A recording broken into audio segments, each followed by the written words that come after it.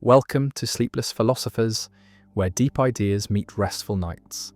If you enjoy these journeys through philosophy, please like and subscribe and turn on notifications for daily uploads. To support the channel, consider leaving a super thanks. Any amount helps us continue creating content. You can also become a member to request video topics. We're not monetized, so your support truly makes the difference. Now let the philosophy begin. The St. Petersburg Paradox. A casino offers a game with a simple rule.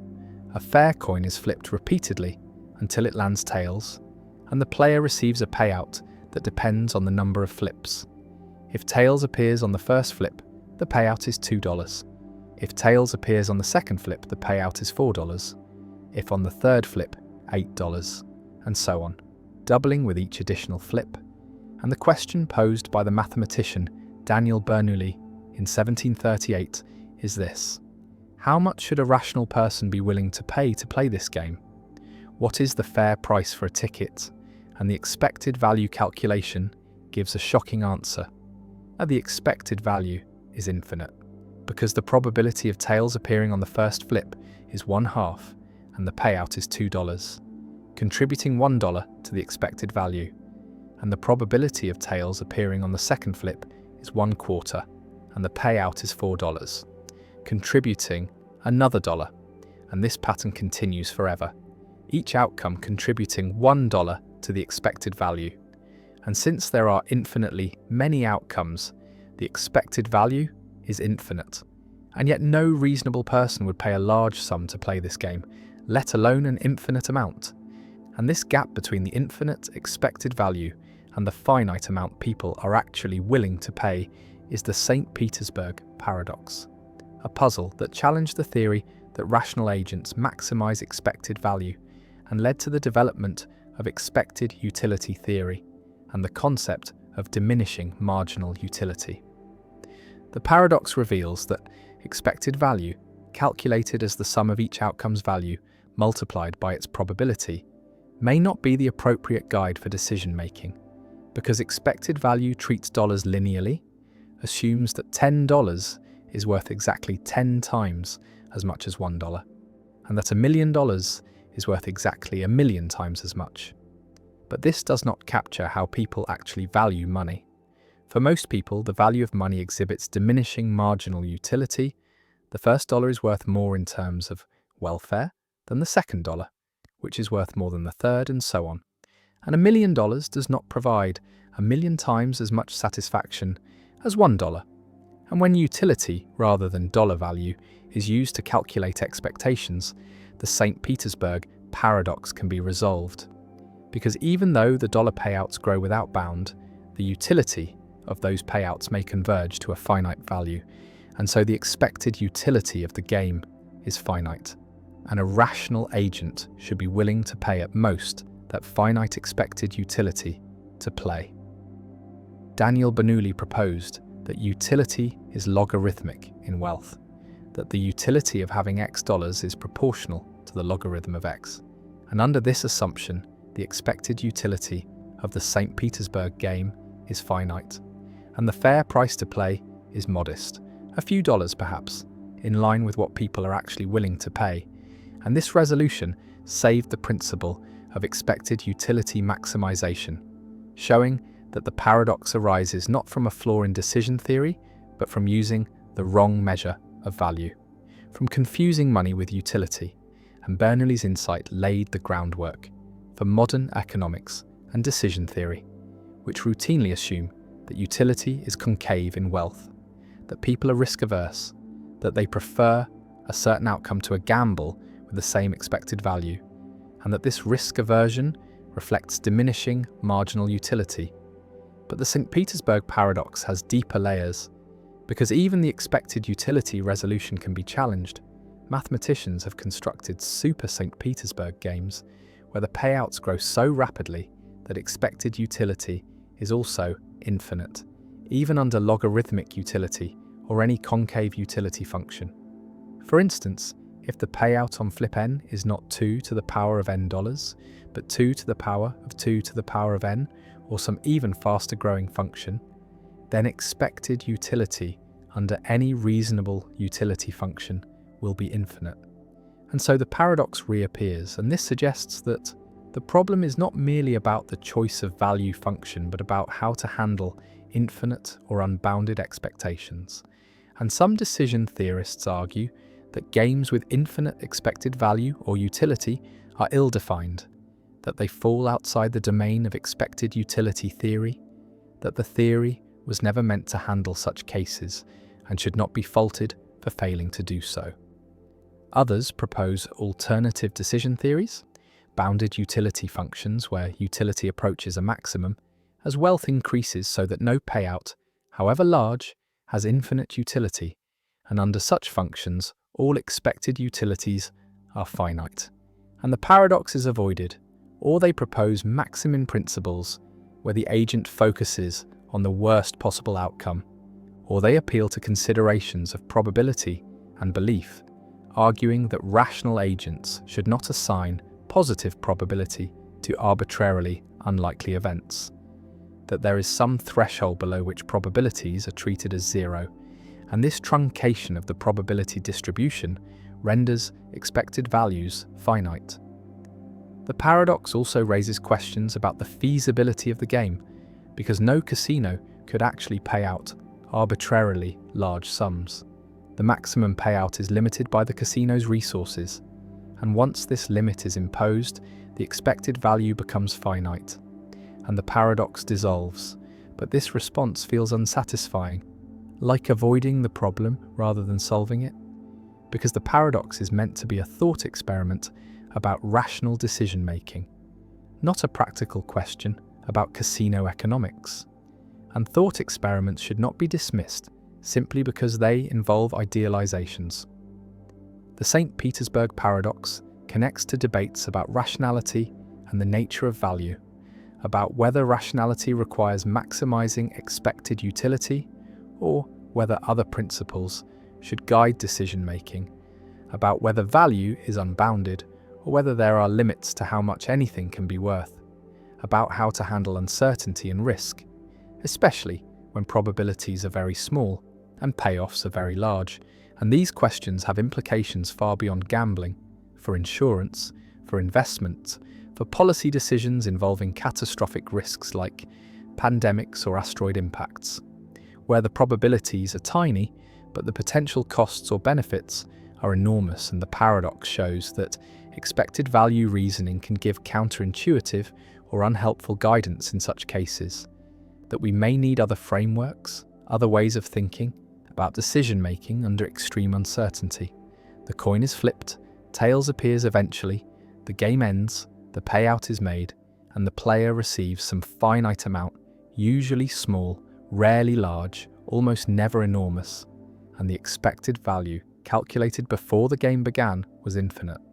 But this infinity is never realized, never paid out, never experienced, and so the paradox asks whether infinite expected value is meaningful, whether it should guide decisions, whether a rational agent should treat an infinite expectation differently from a very large finite one.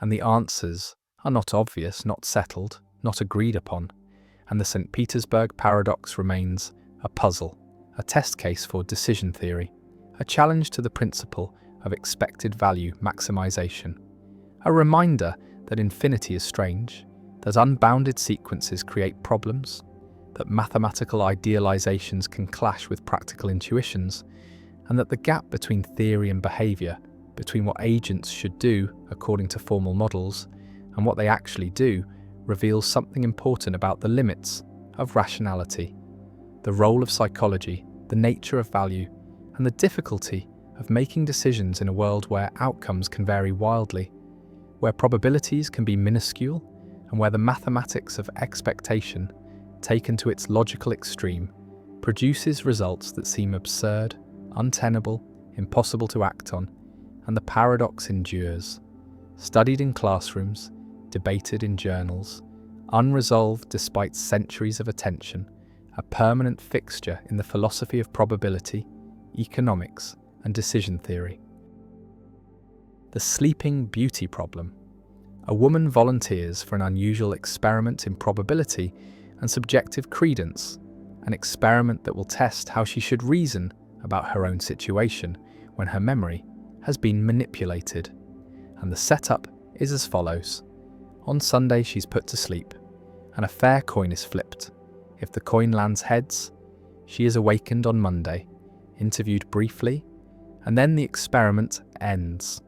But if the coin lands tails, she is awakened on Monday, interviewed, given a drug that erases her memory of the Monday awakening, put back to sleep, awakened again on Tuesday, interviewed again, and then the experiment ends.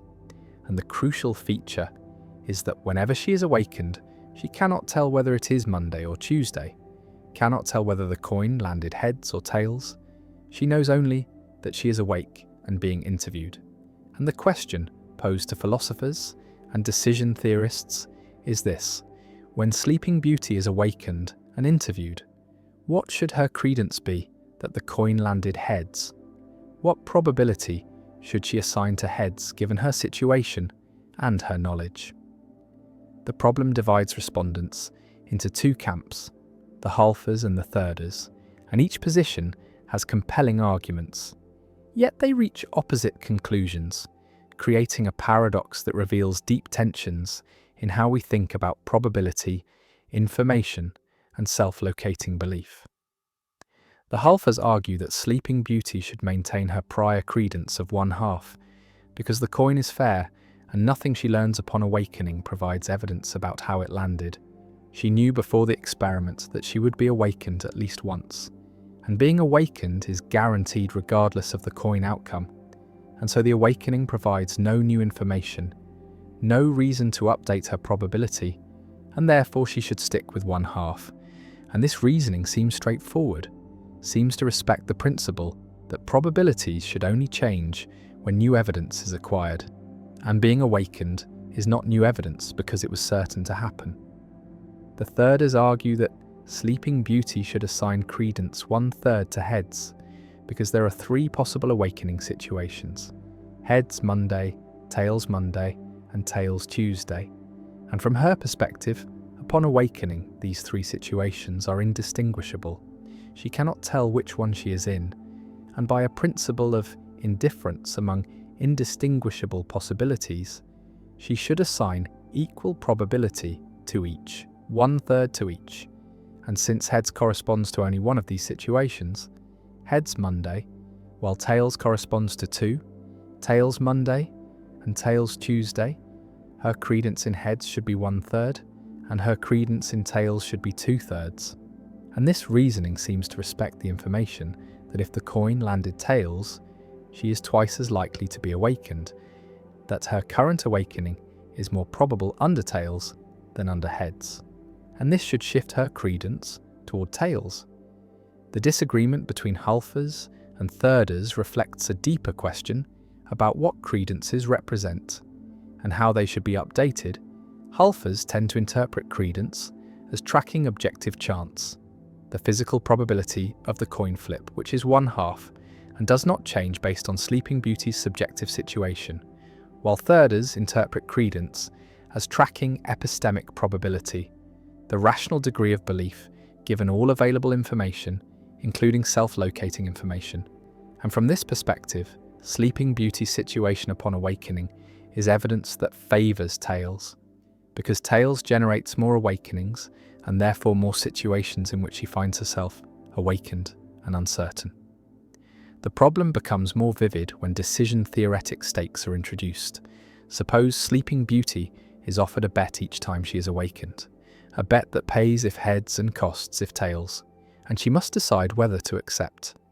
And now the question is what odds she should demand to make the bet fair, and halfers say she should demand even odds, 1-1, because the coin is fair, while thirders say she should demand 2-1 odds in favour of tails, because she is more likely to be betting in a tails scenario where she will lose.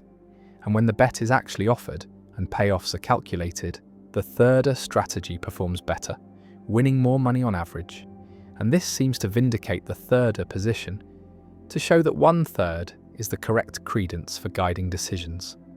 Yet Holfers respond that this merely shows a difference between epistemic credence and decision-making strategy, that the correct probability of heads is still 1/2, even if the correct betting strategy involves different odds.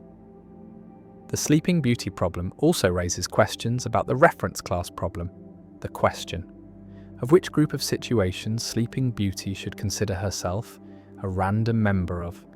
Should she think of herself as randomly selected from the set of coin flips, in which case heads and tails are equally likely, or should she think of herself as randomly selected from the set of awakening events, in which case tails is twice as likely, and different reference classes lead to different probabilities, and there is no obviously correct way to choose between them.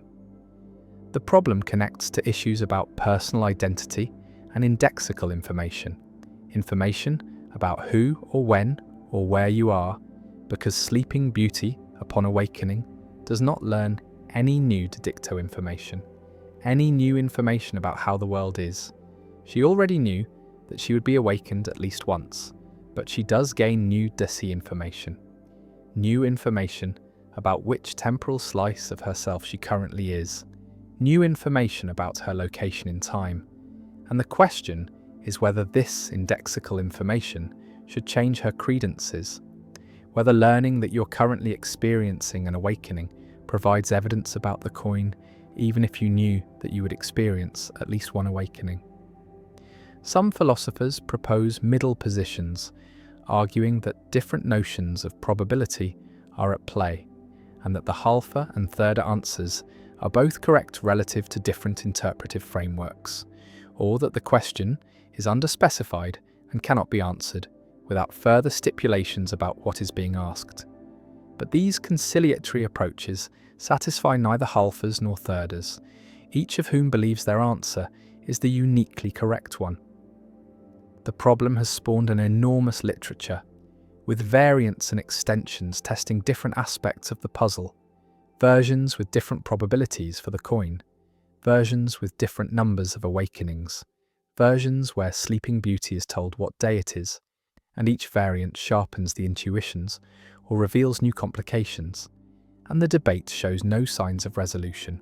Conferences are held, papers are written, arguments are refined, and the community remains divided. And this persistence suggests that the Sleeping Beauty problem may not have a single correct answer, may instead reveal an ambiguity or indeterminacy in the concept of rational credence, a place where our intuitions pull in different directions, and no amount of formalization fully captures what is at stake. Sleeping Beauty lies in the laboratory, awakened and interviewed, uncertain whether it is Monday or Tuesday, uncertain whether the coin landed heads or tails, and she must assign a probability, must decide what to believe. And the philosophers watching cannot agree on what she should say, cannot agree on whether her credence should be 1/2 or 1/3, and the experiment continues. The coin is flipped again and again. Sleeping Beauty is awakened and interviewed again and again, and the paradox persists, a puzzle that seems simple, a question about a coin flip and some awakenings, yet contains within it deep disagreements about probability, evidence, identity, and the nature of rational belief. And no solution has won consensus, no argument has settled the debate, and Sleeping Beauty remains caught between Halfers and thirders, between two ways of understanding her situation, two ways of reasoning about uncertainty, and perhaps there is no fact of the matter, no correct answer, only different frameworks that give different results. And the choice between them reflects philosophical commitments rather than mathematical necessity, and the problem endures, a touchstone in debates about probability, a puzzle that refuses to be solved, a question that generates endless discussion, yet no agreement, and Sleeping Beauty wakes and wonders, and assigns her credence, and the debate continues, without end, without resolution, a permanent fixture in the landscape of philosophical paradoxes. The Simpsons paradox. A pharmaceutical company tests a new drug, comparing it to an existing treatment, and the study involves two populations, men and women, and when the results are analysed separately by gender, the new drug outperforms the old treatment in both groups. Men who take the new drug recover more frequently than men who take the old treatment, and women who take the new drug also recover more frequently than women who take the old treatment. And so it seems clear that the new drug is superior, effective for both men and women, better than the alternative, and yet when the data from both groups are combined, when the overall recovery rates are calculated across the entire study population, the old treatment appears to outperform the new drug, showing higher overall recovery rates. And this reversal, where a trend that holds in every subgroup disappears or reverses when the subgroups are combined, is Simpson's paradox, named after the statistician Edward Simpson, who described it formally in 1951, though the phenomenon had been noted earlier by others. And the paradox reveals how aggregating data can mislead, how the whole can tell a different story than the parts, and how statistical reasoning requires careful attention to confounding variables and the structure of causal relationships. The resolution of the paradox lies in understanding that the populations are not balanced, that more men than women take the new drug, or more women than men take the old treatment, or that the recovery rates differ between genders for reasons unrelated to the drugs. And this imbalance means that the overall average is dominated by the group with higher representation. And if men have higher recovery rates in general, and most men take the new drug, then the new drug will appear effective overall, even if it is actually less effective than the old treatment when gender is controlled for. Or if the distribution is skewed in other ways, the opposite reversal can occur. And the paradox shows that crude averages can be misleading. That Simpson's paradox occurs whenever there is a lurking variable, a confounding factor that influences both the treatment assignment and the outcome, and failing to account for this variable leads to incorrect conclusions. Consider a simpler example involving college admissions. Suppose a university has two departments, and Department A admits 70% of applicants, while Department B admits 30%. And when applications are examined by gender, it appears that the university discriminates against women, because the overall acceptance rate for women is lower than for men. But when the data are broken down by department, a different picture emerges. In Department A, which is less selective, a higher percentage of female applicants are admitted than male applicants, and in Department B, which is more selective, the same is true. Women are admitted at higher rates than men in both departments, and the overall appearance of discrimination arises because more women apply to Department B, which has a lower acceptance rate, while more men apply to Department A, which has a higher acceptance rate. And so even though women are favoured in both departments, they appear disfavoured overall. And this is Simpson's paradox. The confounding variable is the choice of department, which correlates with both gender and acceptance rate. And ignoring this variable produces a misleading aggregate statistic. The paradox has profound implications for how we interpret statistical data, for medical research where treatment effects can appear or disappear depending on how data are aggregated, for social science where trends in subgroups can reverse when combined, for legal cases where evidence of discrimination or bias can seem to vanish or appear depending on how populations are divided. And the paradox shows that there is no neutral or objective way to report statistics, that the choice of whether to aggregate or disaggregate, whether to control for certain variables or not, is a substantive decision that affects what conclusions can be drawn, and this decision should be guided by causal understanding, by knowledge of which variables are confounders and which are mediators. And this knowledge cannot be derived from the statistics alone, but requires background theory, domain expertise, and careful thinking about causal structure.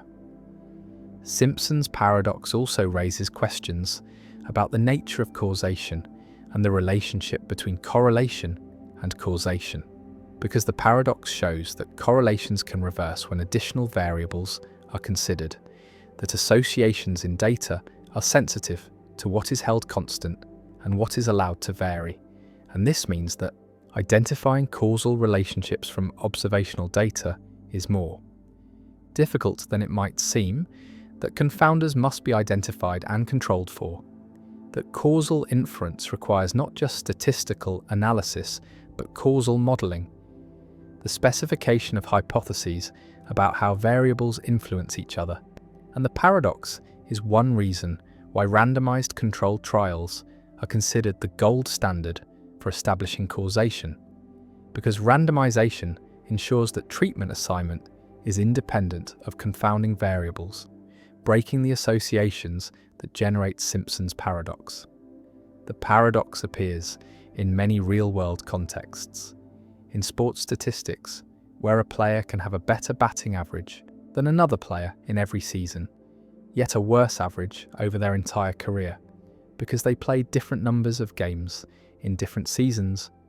In economic data, where wages can increase for every demographic group, yet average wages can decrease overall, because the composition of the workforce shifts toward lower wage groups. In epidemiology, where a treatment can appear harmful overall, yet beneficial in every subgroup, because sicker patients are more likely to receive the treatment, and in each case the paradox reveals the danger of naive data interpretation, the risk of drawing conclusions from aggregate statistics without understanding the underlying structure. Some philosophers and statisticians argue that Simpson's paradox is not really a paradox, but a reminder of the importance of causal thinking, that the appearance of paradox arises only when we treat statistical associations as if they were causal relationships, that once we distinguish between correlation and causation, between conditional independence and causal independence, the paradox dissolves, and the correct answer to whether the new drug is better than the old treatment depends on the causal structure, on whether gender is a confounder that should be controlled for, or a mediator that should not be, and this depends on the mechanisms by which the drugs work and the reasons why gender affects recovery rates. Simpson's paradox has also been used to critique certain statistical practices, to question the use of aggregate statistics in policy making, to highlight the need for transparent reporting of how data are broken down and what variables are controlled for, and to emphasize that statistical analysis is not a neutral technical exercise, but involves interpretive choices that reflect background assumptions and values, and different choices can support different conclusions, even from the same data. And this does not mean that statistics are arbitrary or that all interpretations are equally valid, but it does mean that statistical reasoning requires judgment, requires thinking about causal mechanisms, requires transparency about methods, and requires humility about the limits of what data alone can tell us. The data sit in tables, broken down by subgroups, aggregated across populations, and the numbers tell different stories depending on how they are arranged. And Simpson's paradox reminds us that statistics are not self-interpreting, that averages can mislead, that trends can reverse, and that understanding data requires more than calculation, requires causal reasoning, domain knowledge, and careful attention to structure. And the paradox persists as a warning, a puzzle that appears in textbook examples and real-world disasters, a reminder that numbers lie, or rather, that we lie to ourselves when we treat numbers as transparent windows onto reality rather than as constructed representations that must be interpreted with care. And the reversal of trends continues to surprise, continues to catch analysts off guard, continues to generate misleading headlines and faulty policies. And Simpson's paradox endures, not because the mathematics is obscure, but because the temptation to aggregate, to simplify, to collapse complex data into simple averages is overwhelming. And the paradox stands as a permanent challenge to that temptation, a proof that simplification can distort, that the whole is not always the sum of the parts, and that statistical reasoning, done properly, requires vigilance, sophistication, and an understanding of causation that transcends mere correlation. The repugnant conclusion Why creating billions of barely happy people seems better. A utilitarian philosopher sits with a calculator, attempting to determine which world is best, which future humanity should aim for, and the principle guiding the calculation is simple. Maximize total happiness, create the most good, ensure that the sum of well-being across all people is as large as possible. And this seems like a reasonable goal, seems like an obviously good principle. Who could argue against making the world contain more happiness rather than less? And yet when this principle is applied consistently, when the logic is followed to its conclusion, the result is deeply counterintuitive, deeply troubling. And this troubling result is called the repugnant conclusion, first articulated by philosopher Derek Parfit. And it says that for any world containing a population of people living excellent lives, lives of great happiness and fulfillment, there exists a better world, according to utilitarian calculation, containing a much larger population, living lives barely worth living, lives that contain only slightly more happiness than suffering. And the second world is better, because even though each person is much less happy, the total amount of happiness is greater due to the vastly larger population. And this conclusion seems repugnant, seems to violate our intuitions about what makes a world good, and yet it follows logically from the principle of maximizing total happiness. Imagine World A, containing 1 billion people, and each person lives a wonderful life, a life filled with love, and beauty, and meaning, and joy, a life worth living many times over. And the total happiness in this world is enormous. And now imagine World Z, containing 1 trillion people, and each person's life is barely worth living, contains just slightly more pleasure than pain, just enough satisfaction to make existence preferable to non-existence, but not much more. No deep relationships, no profound experiences, just a thin layer of positive feeling spread across a vast multitude. And when we calculate total happiness, World Z wins, because even though each person is much less happy, there are so many more people that the total sum is greater. 1 trillion barely positive lives sum to more total happiness than 1 billion excellent lives. And according to the utilitarian principle that says we should maximize total happiness, World Z is better than World A. We should prefer it, should work to bring it about. And this seems absurd, seems like a reduction to absurdity of the maximizing principle, and yet the logic is impeccable, follows directly from the idea that goodness is total happiness. Visualize the choice as a graph.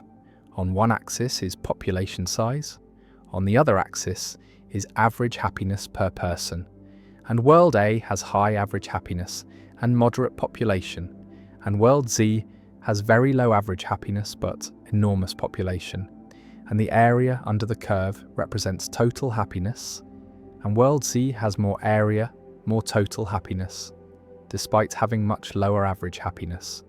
And the repugnant conclusion says we should prefer the world with more area, more total happiness, even though this means accepting a vast population of people whose lives are barely worth living. And this seems to violate basic intuitions about human dignity, about quality of life, about what it means to create a good world. Because most people would rather live in World A, would rather be one of the 1 billion living excellent lives than one of the 1 trillion living barely positive lives. And a theory that says World Z is better seems to have gone wrong somewhere. Parfit called the conclusion repugnant because it seems to endorse a world that intuitively seems worse, seems to recommend creating vast populations, living lives of minimal quality, and this conflicts with our sense that what matters is not just total happiness, but how that happiness is distributed, how good each person's life is, whether lives are worth living in a robust sense, rather than barely scraping by. And the paradox forces a choice, either accept the repugnant conclusion and bite the bullet, admitting that yes, World Z really is better, and our intuitions are wrong, or reject total utilitarianism, reject the principle that all that matters is total happiness and adopt some alternative that avoids the conclusion. But every alternative has costs, has its own counterintuitive implications. One response is to adopt average utilitarianism, which says what matters is not total happiness, but average happiness per person. And by this measure, World A is clearly better than World Z, because the average person in World A is much happier, and the repugnant conclusion is avoided. But average utilitarianism has its own problems. It implies that we can improve the world by killing unhappy people, because removing people whose happiness is below average raises the average. And this seems even more repugnant than the original conclusion. An average utilitarianism also implies that a world with one extremely happy person is better than a world with 1 billion moderately happy people, as long as the single person's happiness exceeds the average of the billion. And this seems wrong, seems to sacrifice too much for the sake of avoiding one counterintuitive conclusion. Another response is to adopt variable value principles, where the marginal value of adding a person depends on the quality of their life. Creating people with excellent lives adds more value per person than creating people with barely positive lives. And this can avoid the repugnant conclusion by making World A better than World Z, despite having fewer people, because the excellent lives contribute more value per person. But this approach requires specifying how the marginal value changes, requires drawing lines about which lives add how much value. And these lines seem arbitrary, and the approach faces technical difficulties, can generate cycles where A is better than B is better than C, and C is better than A, creating intransitive preferences that undermine rational choice. A third response is to reject consequentialism entirely, to argue that what matters is not just outcomes, not just how much happiness exists, but also rights, dignity, fairness. And these values are not captured by summing happiness and creating a world of 1 trillion people. Living barely worthwhile lives might maximize total happiness, but violates something important about human dignity, about what it means to respect persons. And this deontological response avoids the repugnant conclusion by appealing to values beyond happiness. But it must explain what these values are, how they are weighed against happiness, and whether they really should override considerations of total welfare.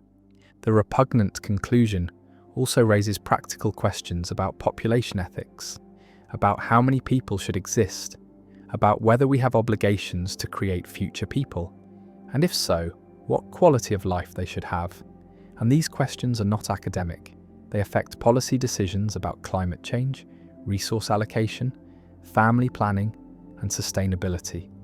Because if creating more people is good, as long as their lives are worth living, then we should maximize population growth up to the point where additional people would lower everyone's quality of life below the barely worth living threshold. And this seems to recommend creating enormous populations living in poverty, which seems wrong. And if instead we think population should be limited to ensure high quality of life for each person, then we are rejecting total utilitarianism in favor of some other principle. And we need to say what that principle is and why it is right.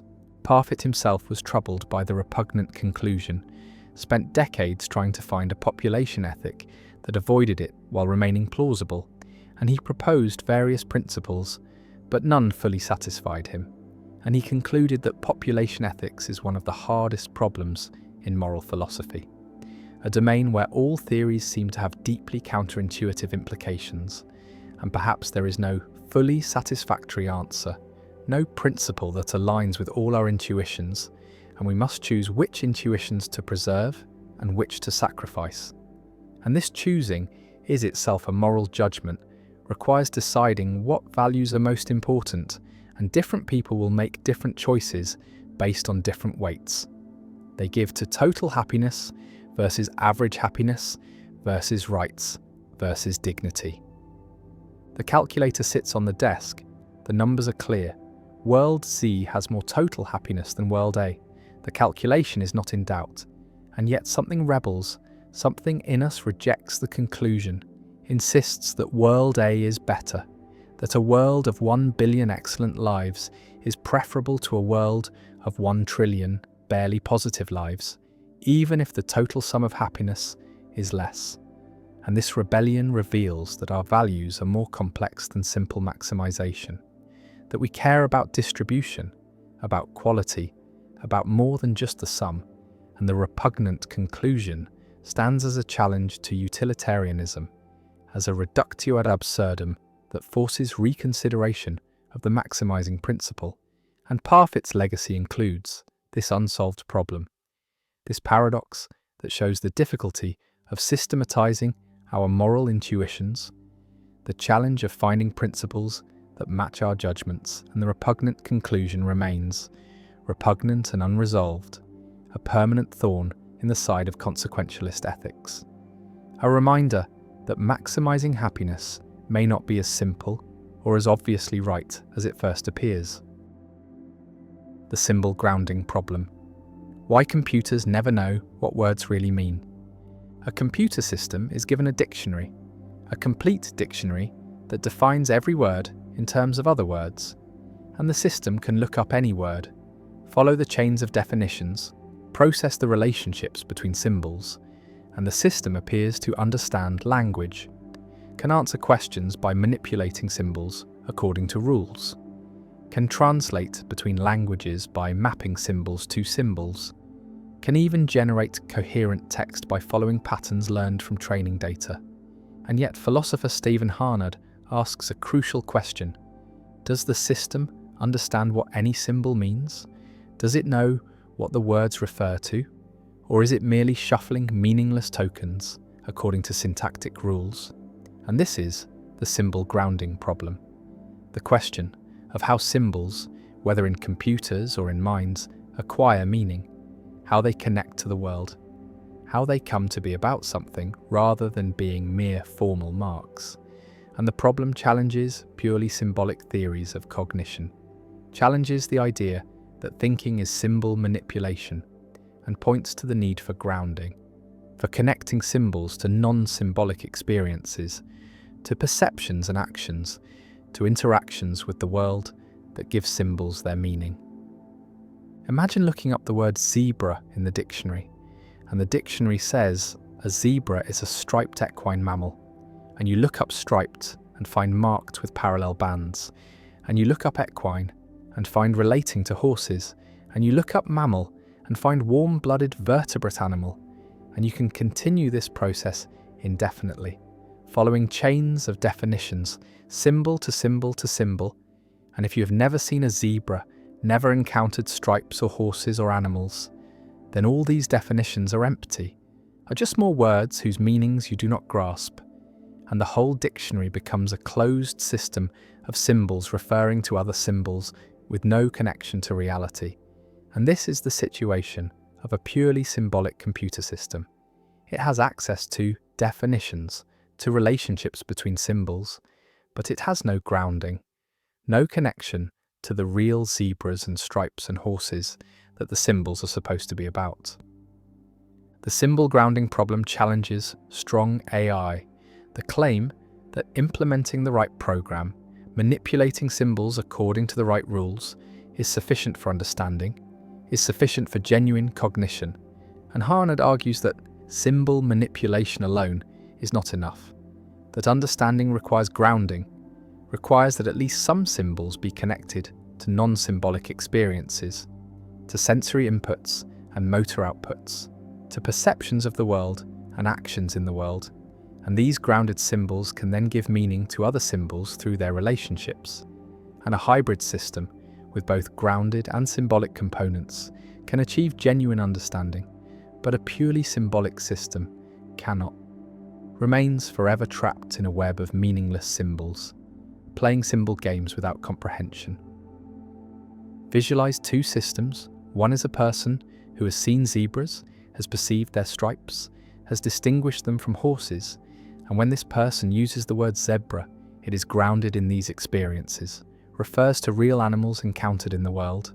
And the other system is a computer that has only manipulated symbols, has processed text containing the word zebra, has learned statistical patterns, but has never perceived a zebra, never interacted with one. And when this system uses zebra, it is ungrounded, refers to nothing beyond other symbols. And Harnad's claim is that these two uses are fundamentally different, that the person understands what zebra means, and the computer does not. And the difference is grounding, is connection to non-symbolic reality. The symbol grounding problem connects to arguments in philosophy of mind, like Searle's Chinese room, which argues that syntax is not sufficient for semantics, that manipulating symbols, according to rules, does not produce understanding, and both arguments challenge computational theories of mind, challenge the idea that cognition is just symbol manipulation, and both point to the need for something more, something beyond symbols. Though they disagree about what that something is, Searle appeals to intrinsic intentionality and consciousness, while Harnad appeals to sensoromotor grounding and interaction with the world.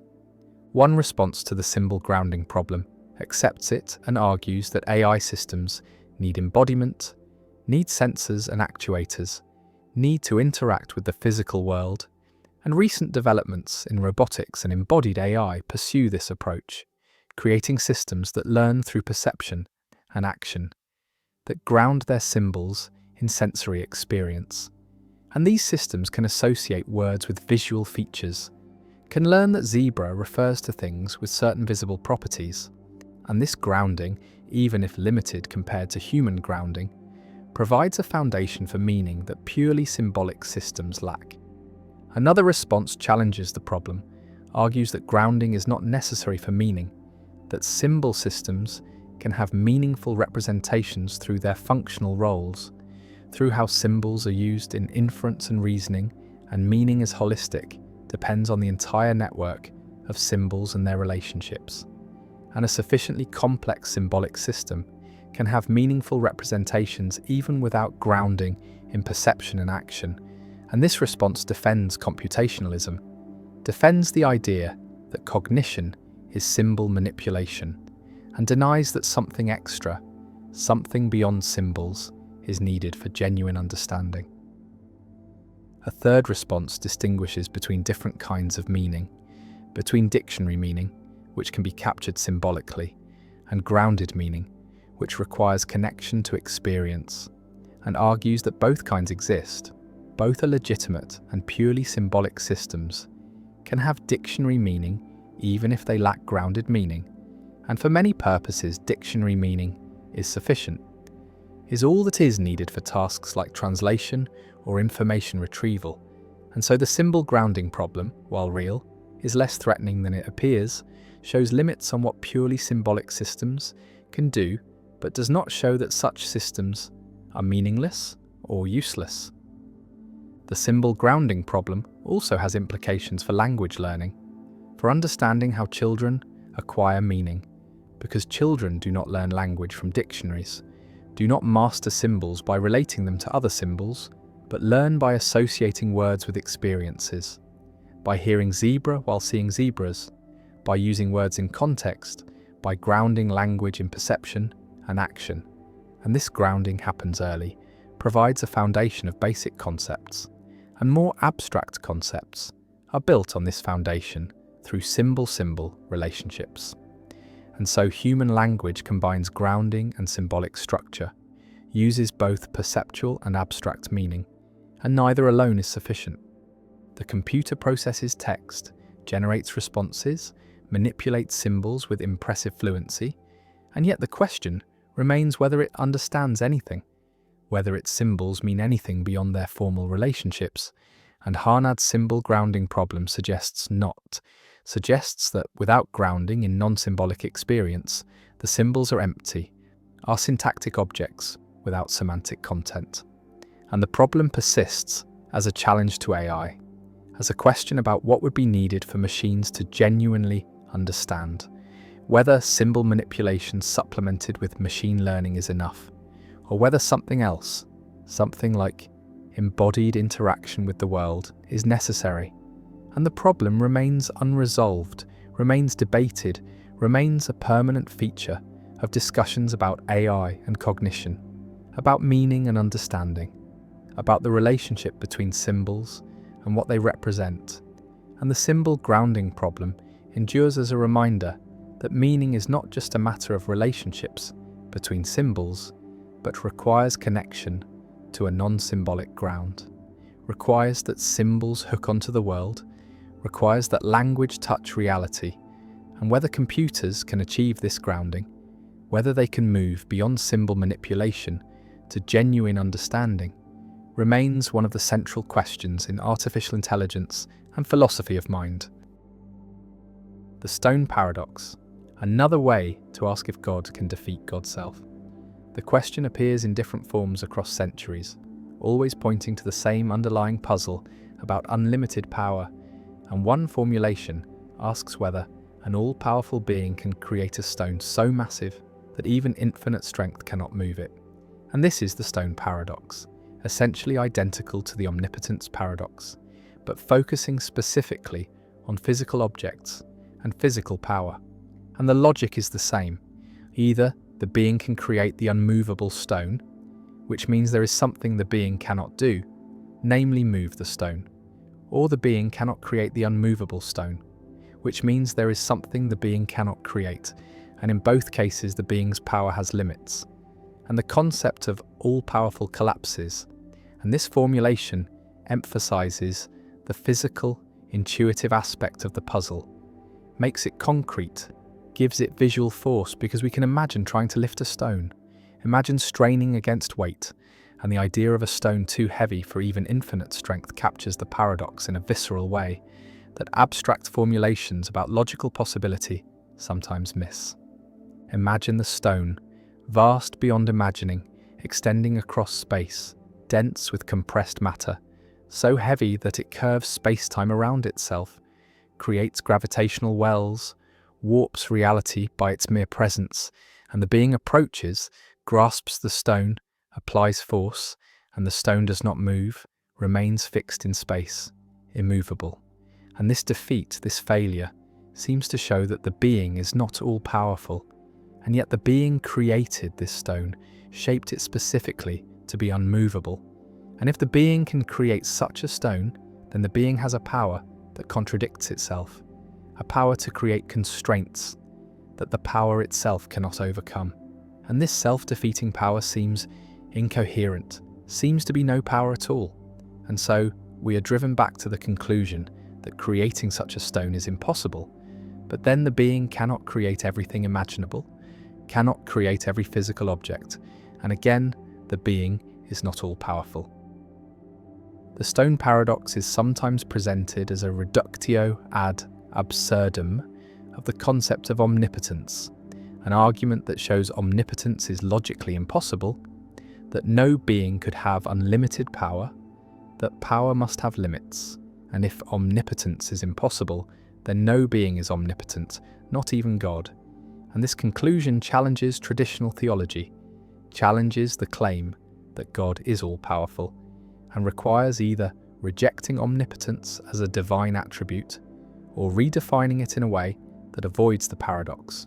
And theologians have generally chosen the second option, have argued that omnipotence does not mean literally unlimited power, but rather maximal power consistent with logical coherence.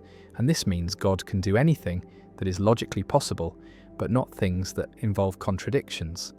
And creating an unmovable stone that one can then move is a contradiction. And so God's inability to do it is not a limitation, but a reflection of logical necessity. The stone paradox also has variants involving self-limitation, questions about whether God can limit God's own power, can voluntarily give up omnipotence, can create a situation where God is no longer all-powerful. And these questions are theologically interesting because they relate to the incarnation, to the Christian claim that God became human in Christ. And being human involves limitations, involves not being omnipotent, and so did God limit divine power when becoming incarnate? And if so, does this mean God is no longer omnipotent? And if God can limit divine power, does this show that God is not essentially omnipotent? And these questions have generated extensive theological debate about the relationship between Christ's human nature and divine nature, about whether limitations apply to God as a whole or only to the human aspect. And the stone paradox in these variants touches on central mysteries of Christology and Trinitarian theology. The paradox can also be understood as a question about necessity and possibility, about whether there are constraints that even an all-powerful being must respect. And the response that God cannot do logically impossible things is a claim that logical necessity is more fundamental than power. That even God cannot violate logic, and this has implications for metaphysics, for the question of what grounds logical truths, whether they are independent of God or created by God. And if they are independent, then there is something God does not control, something that limits divine sovereignty. And if they are created by God, then the claim that God cannot violate logic becomes the claim that God cannot do what God has decided is impossible. And this seems to restore divine sovereignty, but raises questions about whether God could have made different logical truths, could have made contradictions possible. And these questions push the limits of coherent thought. Some philosophers have argued that the stone paradox shows that power itself is incoherent as an unlimited concept, that just as there cannot be a largest possible number, because any number can be exceeded by adding one, there cannot be an unlimited power, because any supposed unlimited power can be challenged by asking whether it can create a limit to itself. And this suggests that power is always relational, always defined relative to tasks and capacities. And the idea of absolute power, power not relative to anything, is an illusion, a category mistake. And so the paradox does not refute the existence of very powerful beings, does not show that God cannot be maximally powerful within the constraints of coherence, but it does show that certain formulations of omnipotence, certain claims about unlimited power, are not logically tenable. The stone sits in conceptual space, hypothetical and impossible, and the being stands before it, and the question hangs: can the stone be created? Can it be moved? And the answer shapes theology, shapes metaphysics, shapes our understanding of what power is and what limits even ultimate power must respect. And the stone paradox remains a vivid, concrete formulation of deep abstract questions about possibility, coherence, and the boundaries of divine ability. And it stands alongside the omnipotence paradox as a permanent challenge to simplistic claims about unlimited power. A reminder that even theology must answer to logic, that concepts must cohere, and that the nature of God, if God exists, is more subtle and more constrained by reason than some believers want to admit. And the stone paradox persists, waiting in every discussion of omnipotence, ready to challenge every claim that God can do anything, pushing always toward qualification, toward clarification, toward the recognition that anything means anything logically possible, and that even divine power operates within the bounds of coherence. The tragedy of the commons: why shared resources destroy themselves. A village shares a common pasture, open to all herders, and each herder can graze their animals freely, can use the resource without restriction, and each herder reasons individually, calculates privately that adding one more animal to their herd brings them full benefit, brings them more milk and meat and wealth, while the cost of overgrazing is shared among all herders, is distributed across the community, and so each herder gains fully from expansion but pays only a fraction of the cost. And this asymmetry, this structure of incentives, drives each rational herder to add more animals, to maximize their individual benefit, and every herder reasons this way. Every herder expands their herd, and the commons becomes overgrazed, becomes depleted, becomes destroyed. And what was a productive shared resource becomes barren, becomes useless to everyone.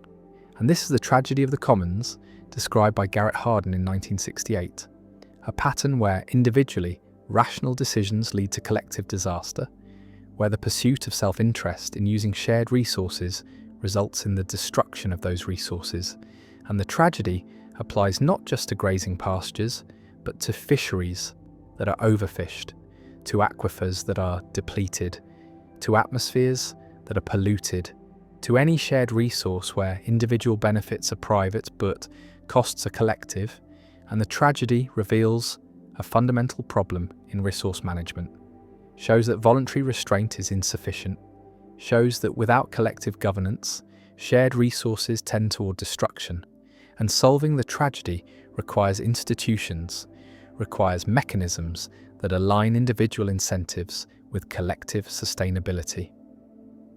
Imagine the herder's calculation more precisely. The commons can sustain a certain number of animals, and beyond that capacity, the pasture degrades, produces less grass, supports fewer animals, and when operating below capacity, each additional animal brings net benefit to its owner without significant cost to others.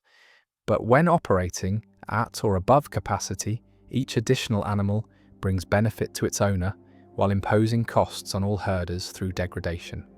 And the individual herder receives the full benefit, receives all the milk and meat from their additional animal, but pays only their proportional share of the degradation cost. And if there are 10 herders, then each pays 1/10 of the degradation cost.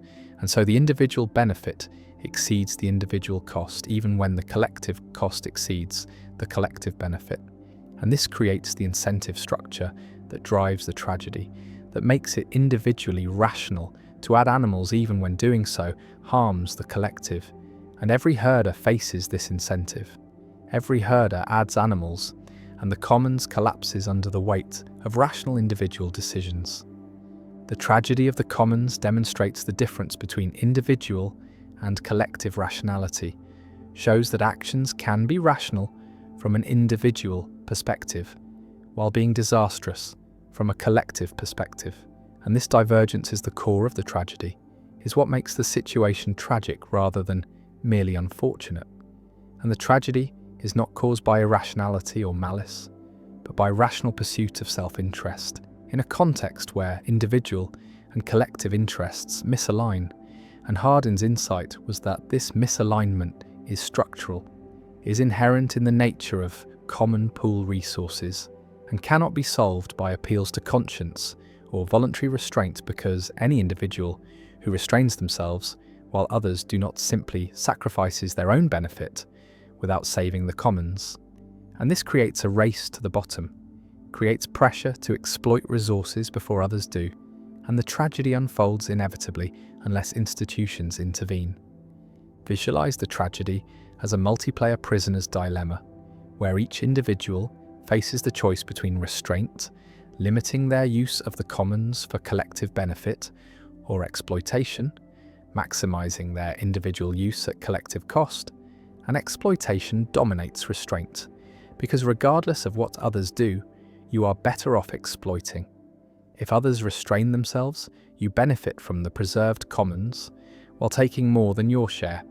And if others exploit, then the commons is doomed anyway, and restraint only makes you worse off relative to others. And so everyone exploits. Everyone takes more than sustainable, and the commons is destroyed. And this structure shows that the tragedy is a coordination problem, is a failure to achieve collective action, and solving it requires changing the incentive structure, requires making restraint individually rational, and this can be achieved through various mechanisms, through private property that internalizes costs, through regulation that enforces limits, through community management that creates monitoring and sanctions, through taxation that makes exploitation costly. One response to the tragedy is privatization, converting commons into private property, assigning ownership to individuals who then bear the full costs and benefits of their decisions. And private owners have incentive to manage sustainably, because degradation reduces the value of their property. And this aligns individual and collective interests, makes conservation individually rational. And historical examples exist of commons being enclosed, being divided into private parcels. And while enclosure solves the tragedy, it raises questions of justice. of how property is assigned, of what happens to those who lose access. And privatisation is not always feasible, is not appropriate for all resources, and some commons like the atmosphere or the ocean cannot be easily privatised, cannot be divided into individual holdings, and alternative solutions are needed. Another response is regulation, government intervention that imposes limits on use, that enforces sustainable practices through monitoring and penalties, and regulation can solve the tragedy by making exploitation illegal, by removing the incentive to overuse, and examples include fishing quotas, emission limits, grazing restrictions, and regulations can be effective when enforcement is strong, when violations are detected and punished, but regulation faces challenges, requires accurate information about sustainable use levels, requires political will to enforce, requires resistance to lobbying from those who benefit from exploitation, and regulations can be captured, can be weakened or undermined, and the tragedy can re-emerge if enforcement fails. A third response, emphasised by Elinor Ostrom, who won the Nobel Prize for this work, is community management, where local communities develop institutions to govern commons, create rules for use, establish monitoring systems, sanction violators, and these community-managed commons can be sustainable for long periods, can avoid tragedy through social norms, through reputation mechanisms, through collective decision-making, and Ostrom documented many examples worldwide of successful commons management, showed that neither privatization nor government regulation is necessary, that communities can self-organize to solve tragedies, and her work challenged Hardin's pessimism, showed that tragedy is not inevitable, that the commons can be governed sustainably when appropriate institutions exist, and the key factors include clear boundaries defining who can use the resource, rules matched to local conditions, participation in rule-making by those affected, monitoring by accountable monitors, graduated sanctions for violations, conflict resolution mechanisms, and recognition of rights to organise by external authorities. The tragedy also applies to global commons, to resources that transcend local or national boundaries. And climate change is the paradigmatic example. The atmosphere is a global commons, and each nation benefits from emitting greenhouse gases, benefits from economic activity that produces emissions, while the costs of climate change are distributed globally, are borne by all nations. And this creates the tragedy structure, makes it individually rational for each nation to emit even when collective emissions drive catastrophic change. And solving this global tragedy requires international cooperation, requires agreements that bind nations to reduce emissions, requires mechanisms for enforcement and monitoring, and achieving such cooperation is extraordinarily difficult, requires overcoming free rider problems, requires building trust among nations with divergent interests, and the failure to adequately address climate change demonstrates the difficulty of solving tragedies at global scale, shows that the larger the commons and the more diverse the users, the harder it is to achieve collective governance. The tragedy also has temporal dimensions, affects intergenerational equity, because current overuse depletes resources for future generations, and future people cannot participate in current decisions, cannot bargain or negotiate, cannot protect their interests. And this creates an asymmetry where present benefits come at future costs, and market mechanisms and democratic processes are biased toward the present, give insufficient weight to future generations. And avoiding intergenerational tragedy requires institutional commitment to sustainability, requires valuing future welfare, requires resisting the temptation to consume resources now at the expense of those not yet born, and this is perhaps the deepest tragedy, that future people cannot defend themselves against present exploitation.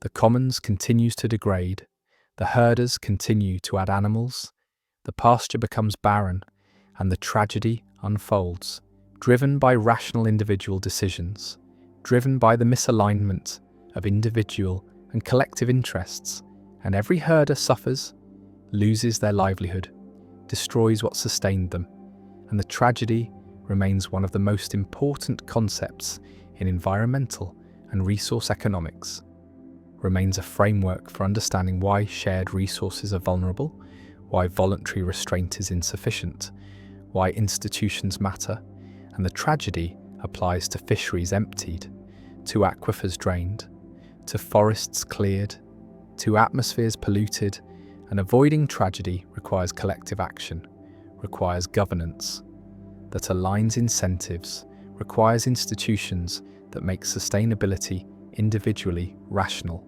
And without such institutions, the commons tends toward destruction, and the tragedy of the commons endures as a permanent warning about the limits of individual rationality, about the need for collective governance, and about the structural challenges in managing shared resources. The Raven Paradox, another name for the same strange logic. The paradox stands at the intersection of logic and intuition, bearing multiple names but always presenting the same fundamental puzzle. And the Raven Paradox is simply another term for what Hempel called the paradox of confirmation, the same logical structure, the same counterintuitive conclusion that observing non-black non-ravens confirms the hypothesis that all ravens are black. And the paradox is named after ravens because this particular example, chosen somewhat arbitrarily, has become the standard formulation, the canonical case study in discussions of confirmation theory. And ravens serve as the perfect illustration, because the hypothesis all ravens are black is simple, clear, empirically testable, and the conclusion that red apples provide evidence for this hypothesis is maximally counterintuitive. And so the Raven Paradox persists as a permanent fixture in philosophy of science, a problem that every theory of confirmation must address, a test case that separates adequate theories from inadequate ones. The paradox reveals something deep about the nature of scientific reasoning, about how we move from observations to generalizations, from data to theories, and the lesson is that confirmation cannot be understood purely formally, cannot be reduced to logical rules applied mechanically, but requires judgment, requires taking into account background knowledge, context, relevance, and the structure of inquiry. And different philosophical traditions respond differently. Bayesians appeal to prior probabilities and degrees of belief. Falsificationists focus on potential refutation rather than positive confirmation. And pragmatists emphasize the goals and methods of actual scientific practice, and each approach offers tools for handling the paradox, for explaining why ravens matter and apples do not despite the logical equivalence. And the paradox serves as a crucible, a test that theories of confirmation must pass. And many theories that seem plausible initially reveal inadequacies when confronted with the Raven paradox, fail to explain our intuitions, force counterintuitive conclusions, or require abandoning principles that seem essential to scientific reasoning. Visualize a scientist designing an experiment to test whether all ravens are black, and the scientist must decide what to observe, where to look, what data to collect, and the obvious choice is to find ravens and check their colour, to go where ravens live and observe them systematically. And no scientist would waste time observing apples or examining non-ravens, not because such observations are irrelevant in principle, but because they are inefficient, provide so little information relative to the effort required that they're not worth doing. And this practical irrelevance, this decision based on efficiency rather than logic, is what our intuitions track. And the paradox arises from confusing practical irrelevance with logical irrelevance, from thinking that because we should not observe apples in practice, apples must not provide confirmation in principle. And once we separate these two senses of relevance, the paradox loses some of its force, becomes less paradoxical, becomes a lesson about the difference between what logically confirms a hypothesis and what constitutes good scientific practice.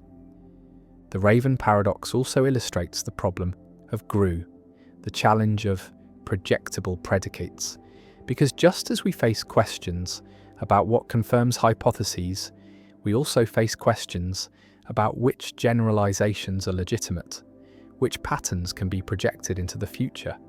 And these two problems are connected.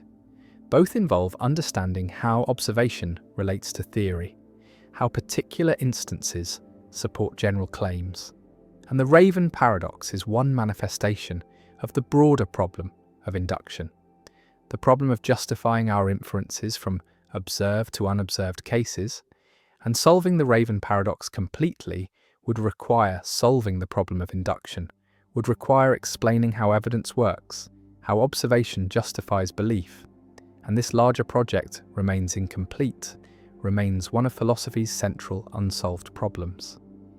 The paradox endures because it is simple, because it uses everyday examples that everyone understands, ravens and apples and colours, and yet produces a conclusion that seems absurd, that violates common sense, and this combination makes it pedagogically powerful, makes it an excellent tool for teaching about confirmation and scientific method, for showing students that logic can lead to surprising places, that formal reasoning sometimes conflicts with intuition, and that philosophy of science is not obvious, not a matter of codifying what scientists already know, but involves genuine puzzles that require careful analysis to resolve. And the Raven paradox remains a standard topic in introductory courses, a problem that every student of philosophy of science encounters. And despite decades of discussion, despite hundreds of papers and books addressing it, the paradox retains its power to surprise, to challenge, to force recognition that confirmation is more subtle than it appears. The ravens fly, black against the sky, and somewhere a scientist notes another black raven, records it as confirming evidence, and elsewhere someone observes a red apple, and logic says this too is evidence about ravens. This too confirms the hypothesis, and the paradox persists, a challenge to our understanding of how evidence works. A puzzle that remains unsolved, not because no solutions have been proposed, but because every solution requires sacrificing some intuition, requires accepting some counterintuitive conclusion, or rejecting some seemingly obvious principle. And the paradox stands as a reminder that scientific method is not straightforward, that the relationship between theory and observation is complex, and that even basic questions about confirmation, about what counts as evidence, about how we learn from experience, remain philosophically problematic, and the Raven paradox endures. The skeptical paradox. The ancient skeptics posed a question that has haunted philosophy ever since. How can we know anything at all? How can we justify our beliefs about the external world when those beliefs rest on foundations that are themselves uncertain, when every justification requires further justification in an endless regress? And this is the skeptical paradox, the problem that knowledge seems both necessary for action and impossible to achieve, that we cannot help but believe and claim to know, yet we cannot provide the kind of justification that would ground those claims in certainty. The skeptical argument takes many forms. One of the most powerful begins with the observation that our beliefs about the external world are based on sensory experience. We believe there is a table in front of us because we see it and touch it. But sensory experience can be misleading. Illusions and hallucinations occur. Dreams feel real while we are dreaming them. And so the mere fact that we have a certain experience does not guarantee that the world is as the experience represents it. And this means that our sensory experiences underdetermine our beliefs about the world. The same experiences could be produced by a real table, by a hallucination, by a detailed dream, or by a Cartesian demon systematically deceiving us. And if we cannot rule out these skeptical scenarios, then we cannot know that the table is real. And this reasoning applies to all our beliefs about the external world. None of them are certain. All are vulnerable to skeptical doubt. The skeptic does not claim to know that we are deceived, only that we cannot know we are not deceived. And this is enough to undermine knowledge. because knowledge seems to require not just true belief, but justified true belief. And justification seems to require being able to rule out relevant alternatives. And the skeptical scenarios are relevant alternatives that we cannot rule out, at least not without begging the question, not without assuming the very thing we are trying to prove, that our senses are reliable, that the external world exists, that we are not dreaming or deceived. The skeptical paradox is that we seem to have two incompatible intuitions. On the one hand, we are convinced that we know many things, that we know there is a table in front of us, that we know we have hands, that we know the earth is round, and these beliefs seem as certain as anything could be. And on the other hand, we find the skeptical arguments compelling. We recognize that we cannot prove we are not deceived, that the possibility of systematic error cannot be ruled out by any non-circular reasoning. And so, we oscillate between certainty and doubt, between the conviction that skepticism is absurd and the recognition that we cannot refute it. Descartes attempted to escape skepticism through his method of doubt, doubting everything that could be doubted until he reached the indubitable foundation cogito ergo sum. I think therefore I am, the one truth that even the most radical skepticism cannot undermine, because to doubt that one exists is to presuppose that there is someone doing the doubting.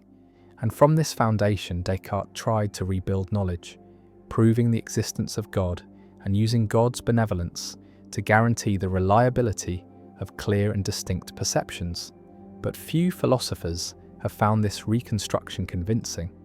The arguments for God's existence are controversial, and even if successful, they would not close the gap between subjective certainty and objective truth, between what seems clear and what actually is.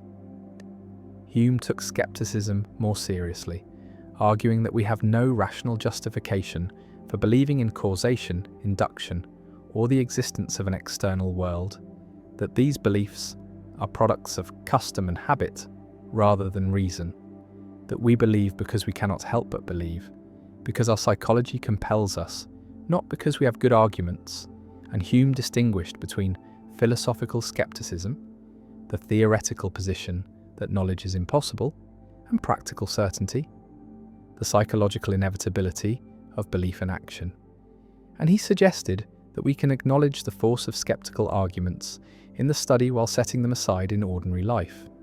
Though this division between theory and practice remains uncomfortable, a kind of intellectual schizophrenia where we admit that our beliefs are unjustified, yet continue to hold them anyway.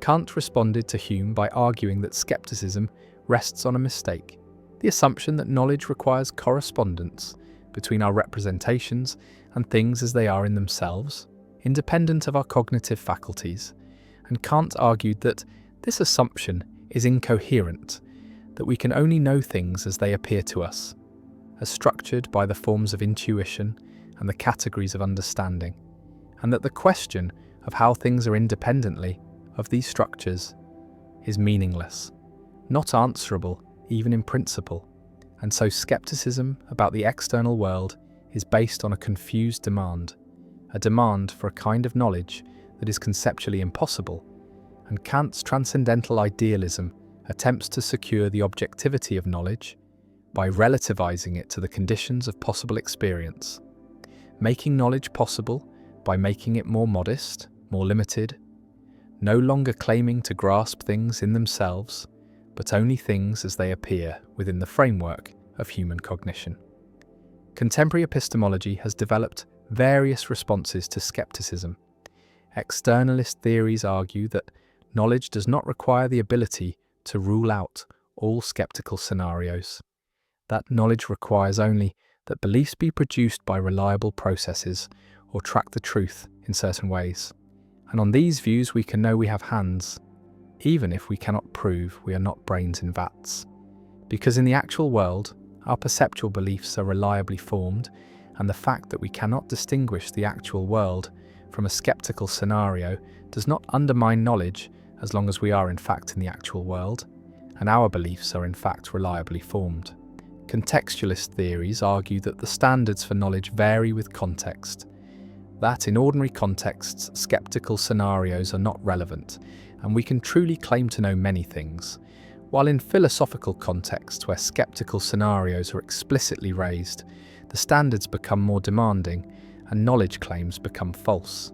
And this allows us to preserve both the intuition that we know many things in everyday life, and the intuition that skeptical arguments are powerful in philosophical inquiry, by treating these as claims about knowledge in different contexts with different standards.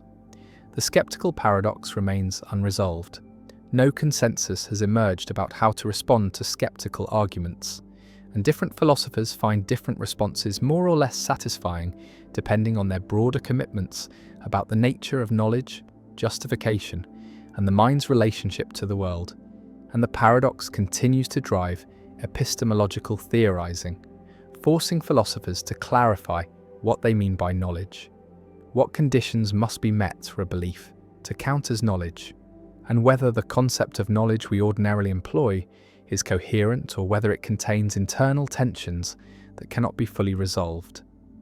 The skeptic sits in doubt, questioning everything, unable to claim knowledge, yet unable to stop believing, and the rest of us navigates between confidence and uncertainty, acting as if we know, while acknowledging in quieter moments that our knowledge rests on foundations that are less secure than we would like, that the gap between appearance and reality cannot be fully closed, that the possibility of error cannot be eliminated, and that knowledge, if it exists at all, is more fragile and more difficult to achieve than common sense suggests.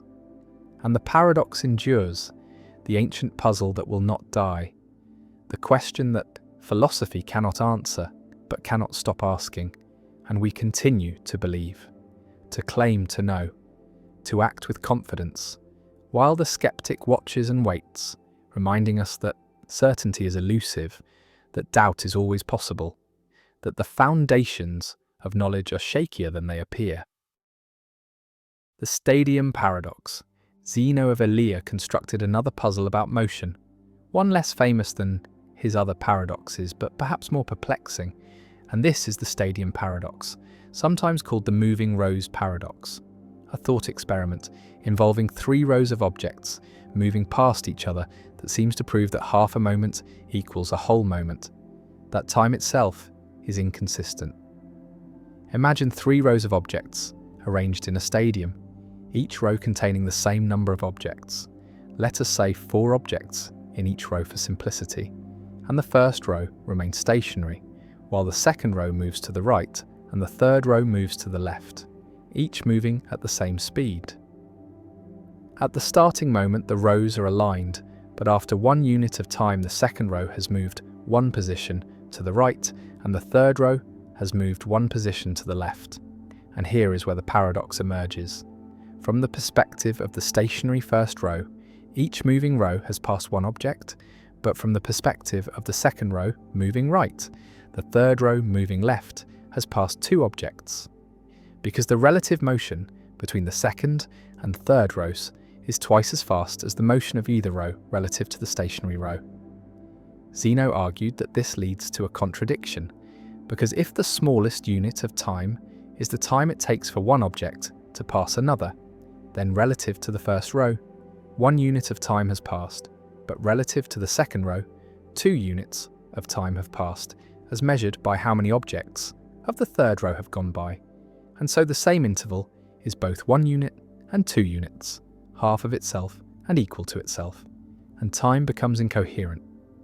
The paradox is more difficult to grasp than Zeno's other arguments, and even ancient commentators struggled to articulate exactly what the problem was supposed to be, and Aristotle's response was somewhat dismissive, pointing out that the speed of an object depends on the frame of reference, that there is no absolute motion, but only motion relative to other objects, and that the time it takes to pass an object in motion is different from the time it takes to pass a stationary object, and therefore there is no contradiction, merely a confusion about relative velocities. Modern physics has vindicated Aristotle's intuition through the principle of relativity, which states that the laws of physics are the same in all inertial reference frames, and that there is no privileged stationary frame. All motion is relative, and the speed at which objects pass each other depends on the observer's frame of reference. Yet some interpreters suggest that Zeno's stadium paradox was actually an early glimpse of the relativity of motion, an attempt to show that if motion is real, then there can be no absolute measure of speed or time, and that this was meant to support Parmenides' claim that motion is an illusion. Others argue that the paradox reveals an implicit assumption about the discrete nature of space and time, that Zeno may have been imagining space as a grid of discrete positions and time as a sequence of discrete moments, and that the paradox arises from trying to reconcile continuous motion with discrete structure, a tension that would not be fully addressed until the development of calculus and later quantum mechanics. The paradox also touches on the concept of relative velocity, the idea that the speed of one object relative to another is the sum of their individual speeds if they are moving in opposite directions, and that this is perfectly consistent even though it means different observers measure different relative speeds. In a sense, the stadium paradox is less about motion itself and more about the consistency of measurement, the question of whether time and space have absolute units, or whether all measurements are relative to the observer. And this question would not be fully answered until Einstein's theories of special and general relativity in the 20th century, which showed that time itself is not absolute, but depends on the relative motion and gravitational fields of the observer.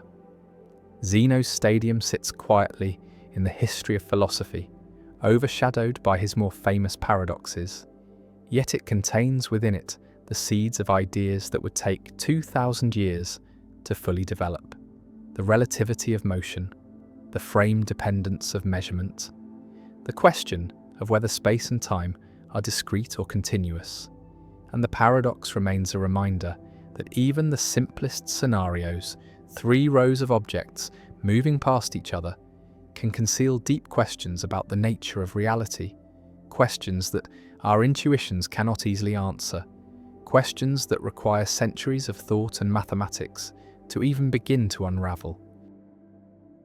The Sorites paradox: a single grain of sand is not a heap, this much seems certain, and adding 1 grain of sand to something that is not a heap does not suddenly create a heap. 1 grain cannot make that much difference, and yet if you continue adding grains one by one, at some point you will have a heap, perhaps after 1,000 grains, perhaps 10,000, but surely 1,000,000 grains of sand piled together constitute a heap. And so somewhere in the process of adding individual grains, a heap must have come into existence, but where, after which grain? And this is the Sorites paradox, named from the Greek word for heap, a puzzle about vague predicates and the boundaries of concepts that has troubled philosophers since ancient times. The paradox can be constructed for almost any vague term. A man with a full head of hair is not bald, and removing 1 hair does not make a bald man. 1 hair cannot be the difference between bald and not bald, and yet removing hairs one by one will eventually result in baldness. Or consider a tall person. If someone is tall, then removing 1 millimeter from their height does not make them not tall. 1 millimeter is imperceptible, insignificant, and yet removing millimeters one by one will eventually result in someone who is clearly not tall. And the same pattern applies to colours, to wealth, to age, to nearly every predicate we use in ordinary language, and in each case we are forced to accept either that there is a sharp boundary, a precise number of grains or hairs or millimeters that marks the transition, which seems arbitrary and implausible, or that there is no boundary at all, which leads to the absurd conclusion that no amount of sand is a heap, no person is bald, no one is tall, because the reasoning that prevents 1 grain from making a difference applies equally to every grain.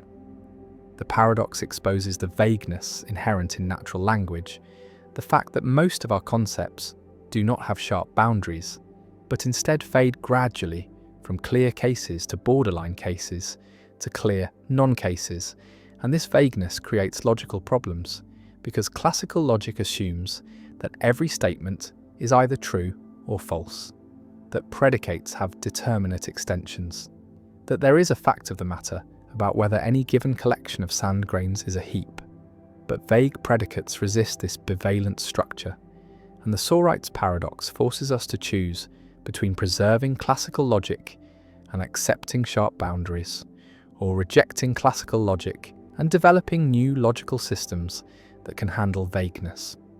Some philosophers bite the bullet and accept that vague predicates have sharp boundaries, that there is a precise number of hairs that separates bald from not bald, even though we do not and perhaps cannot know what that number is. And they argue that this is no more mysterious than other forms of ignorance, that epistemicism, the view that vagueness is ignorance of sharp boundaries, preserves classical logic at the cost of accepting counterintuitive, hidden thresholds. Others reject sharp boundaries and embrace many-valued logic or fuzzy logic, systems where statements can be partially true, where being a heap admits of degrees, where a collection of grains can be somewhat a heap, more of a heap than another collection, but less of a heap than a third, and truth values range continuously from 0 to 1, rather than being restricted to true and false. Still others argue that vague predicates are context sensitive, that what counts as a heap depends on the purposes and standards operative in a given context, that in some contexts a small pile might count as a heap, while in others only a large pile would, and so there is no absolute fact about heaphood, only relative facts indexed to contexts. The Sorites paradox also has practical implications. In law, where vague terms like reasonable or substantial must be applied to real cases. In medicine, where diagnoses depend on thresholds that are often vague.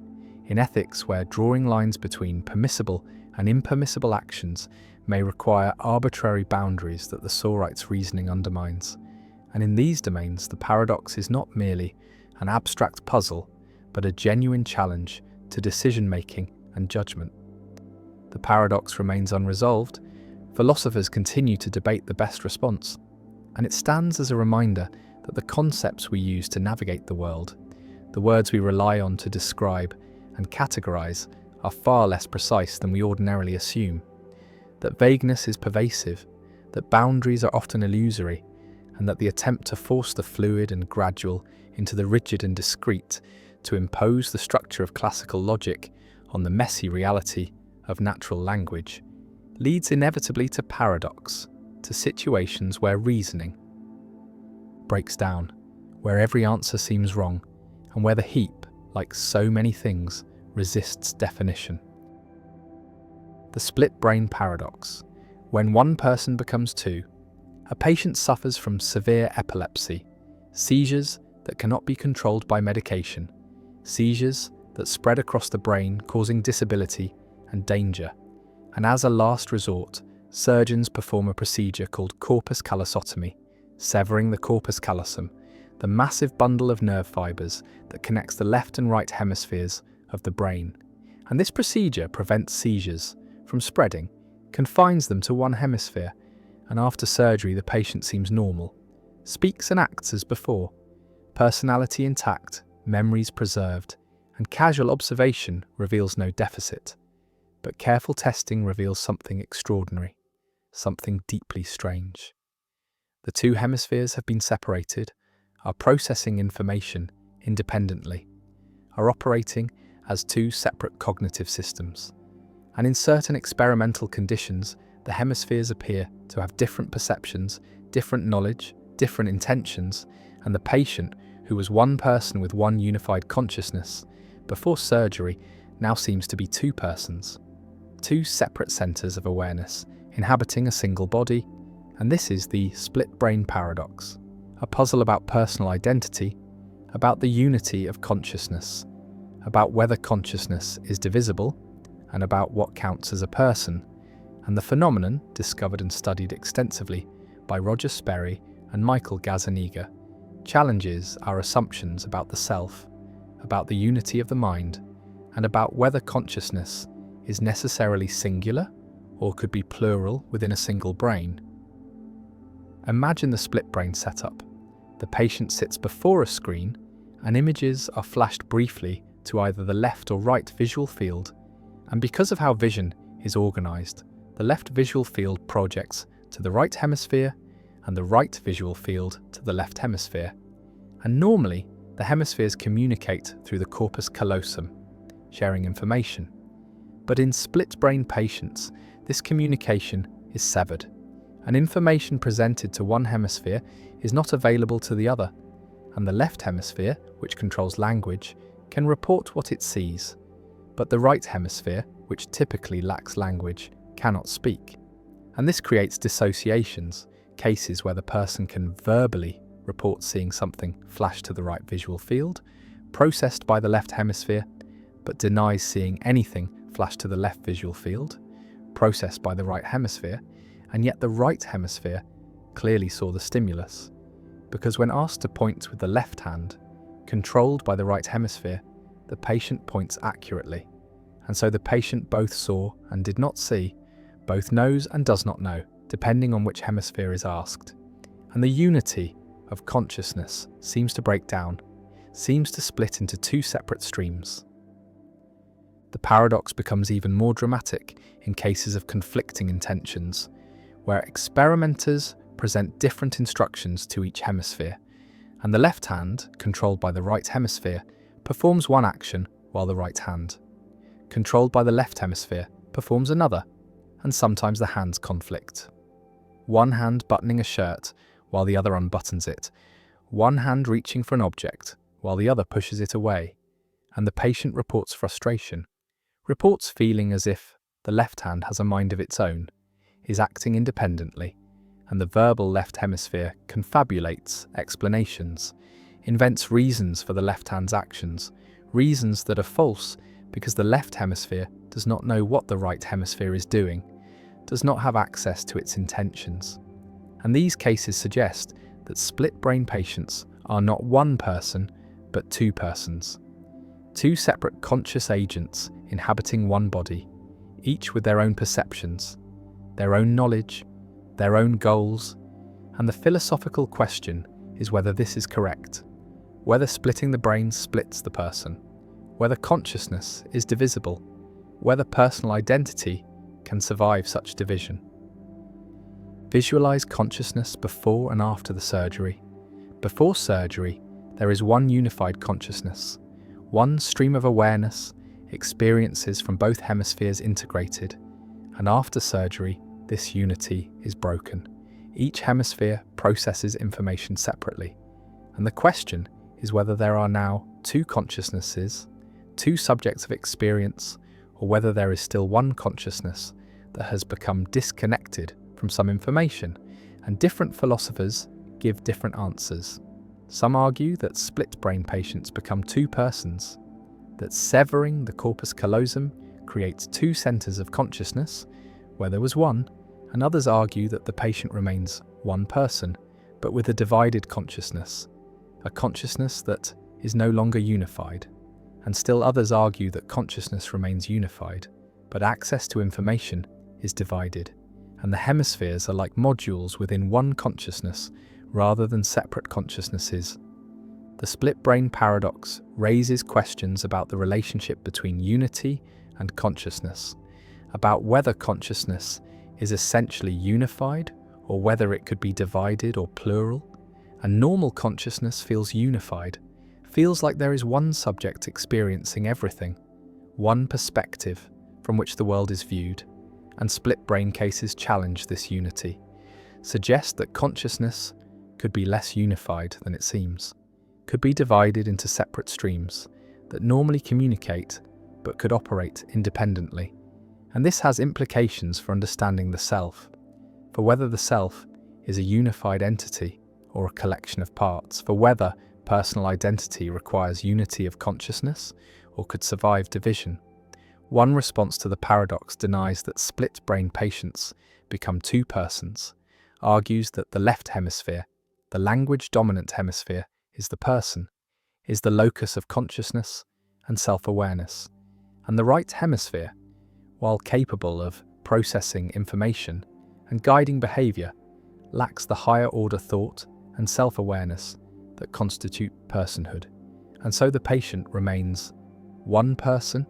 The left hemisphere person and the right hemisphere is more like an unconscious module that influences behavior without being a separate conscious agent. And this response preserves the singularity of persons, but at the cost of denying consciousness to the right hemisphere.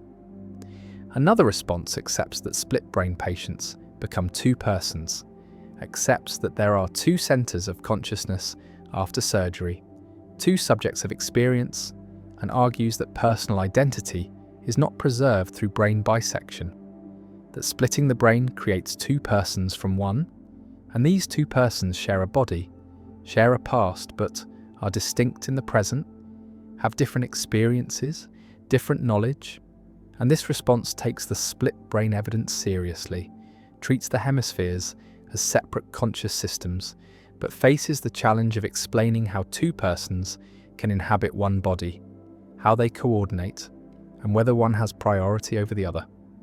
A third response appeals to degrees of unity, argues that consciousness is not all or nothing unified, but comes in degrees, and split-brain patients have less unified consciousness than normal people, but are not completely divided, are somewhere between one person and two, and unity of consciousness is a spectrum, and split-brain patients are toward the divided end. And this response avoids the binary choice between one person and two, allows for partial division, for consciousness that is neither fully unified nor fully separate. And this seems to fit the evidence better, fits the fact that split-brain patients seem mostly normal, seem like one person most of the time, but show signs of division in specific experimental conditions. The split-brain paradox also connects to debates about personal identity over time, about what makes you the same person you were yesterday, about whether personal identity requires psychological continuity, and split-brain cases are like thought experiments about fission made real, are actual cases where one person seems to become two, and philosophers have long debated fission cases, cases where a person's brain is divided and placed in two bodies, and asked whether the original person survives, and if so, which resulting person is the original. And split-brain surgery is a partial realization of this scenario, does not create two separate bodies, but does create two separate information processing systems, and the philosophical puzzles about fission apply to split-brain cases, puzzles about identity, about survival, about what matters in personal existence. The patient lives with split brain, navigates the world, seems normal to observers, and most of the time, the two hemispheres cooperate through shared subcortical structures, through behavioral coordination, through learned patterns, and the division is not apparent. But in the laboratory, under controlled conditions, the split emerges. The two hemispheres reveal their independence, and the paradox appears: one person or two, unified or divided, single consciousness or dual, and the answer remains disputed, remains unclear, and the split-brain paradox endures as one of the most fascinating and philosophically significant phenomena in neuroscience, a real-world case that challenges our understanding of consciousness, of unity, of personal identity, and of what it means to be one person rather than many. And the severed corpus callosum sits there, two hemispheres separated, and the question persists: is this one mind or two? And the paradox remains unsolved, perhaps unsolvable, a permanent puzzle about the nature of self and consciousness. The Swampman Paradox. Lightning strikes a swamp, and in that instant a man walking through the marsh is vaporized, his body reduced to scattered atoms. And by an extraordinary coincidence, the same lightning strike rearranges nearby organic matter into an exact duplicate of the man, molecule for molecule, synapse for synapse, every memory and personality trait perfectly replicated by chance. And this duplicate, called Swampman by philosopher Donald Davidson, who devised the thought experiment, opens his eyes and continues walking, unaware that anything has happened, believing himself to be the man who entered the swamp moments before. The question that follows is unsettling. Is Swampman the same person as the man who was destroyed? And if not, then what is he? Does he have thoughts, beliefs, desires? Or are his internal states merely physical patterns that resemble mental states without actually being mental states? And this paradox strikes at theories of meaning, content, and personal identity, revealing tensions between physical and historical criteria for mental properties. Davidson argued that Swampman does not have thoughts or beliefs, at least not initially, because the content of mental states depends on causal history, on how those states were formed through interaction with the environment and the linguistic community, and Swampman has no history, no past interactions, no causal connections to the world. His brain states are physically identical to the original man's, but they lack the historical grounding that gives those states their meaning. And so when Swampman seems to think about his wife, he is not actually thinking about anyone, because his internal states have no reference, no connection to the people and things they superficially resemble. This position reflects a broader externalist view in philosophy of mind, the idea that mental content is not determined solely by what is inside the head, but also by external relations, by the history of how beliefs and concepts were acquired, by the environment in which the organism evolved and learned, and so two physically identical beings could have different mental contents, or one could have mental contents while the other has none, depending on their causal histories.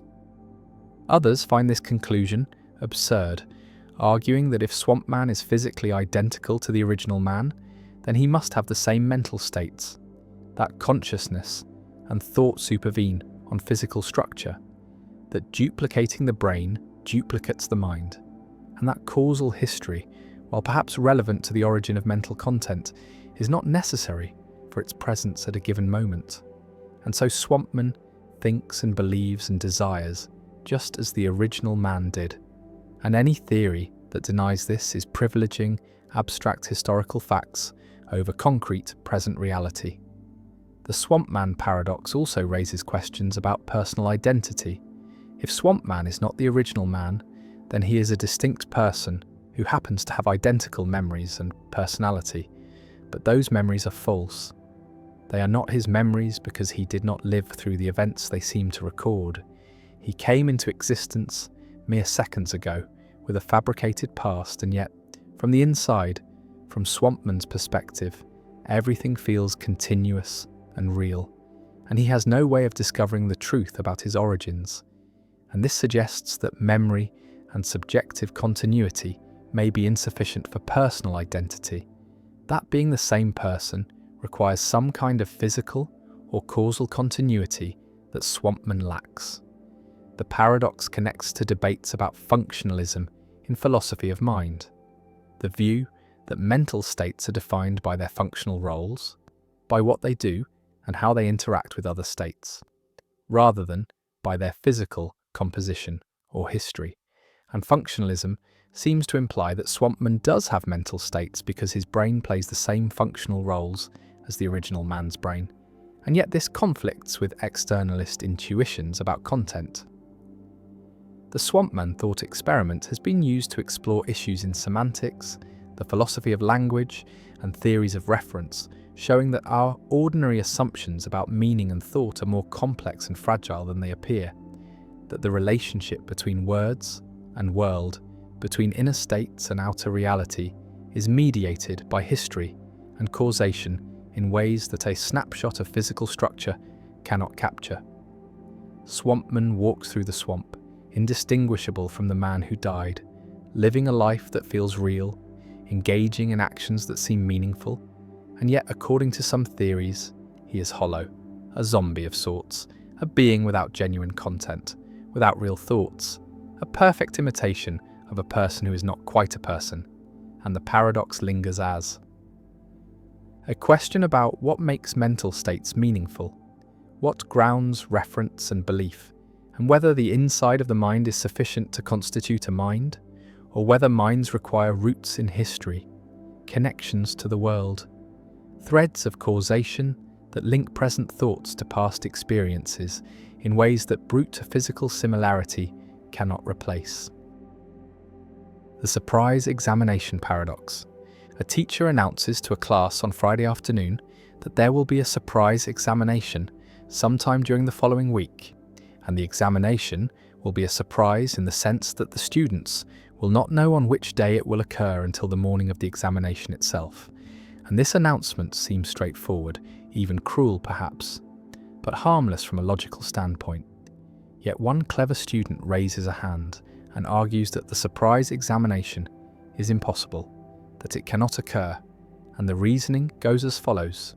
The examination cannot be on Friday because if it has not occurred by the end of Thursday, then the students will know it must be on Friday, and therefore it will not be a surprise, and if Friday is ruled out, then the examination cannot be on Thursday either, because if it has not occurred by the end of Wednesday, then the students will know it must be on Thursday, since Friday has been eliminated, and therefore it will not be a surprise.